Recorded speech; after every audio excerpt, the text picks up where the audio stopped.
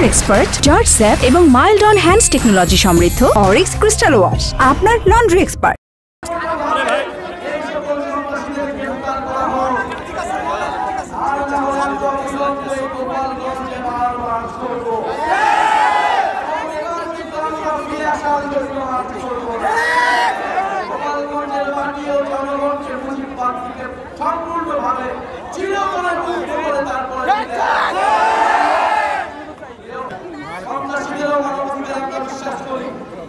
বিচারিক প্রক্রিয়া অনেক ছাত্রলীগকে গ্রেফতার করতে হবে, বিচারে আওতায় আনতে হবে।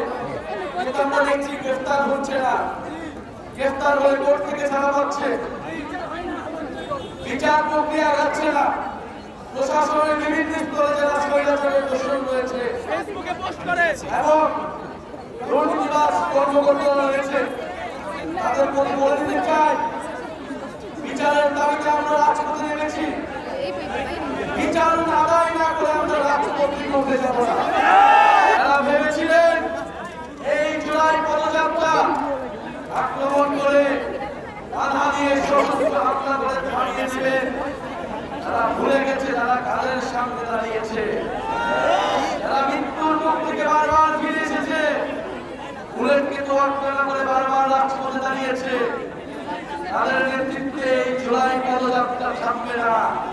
64টা জেলায় পদযাত্রা না করে আমরা ঘরে ফিরব না।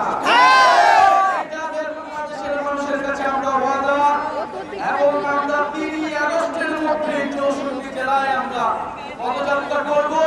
3 আগস্ট আমরা শহীদ মিনারে আমরা ইশতেহার এবং জুলাই সনদ ঘোষণা করতে দাবিতে আমরা জড়ো হব।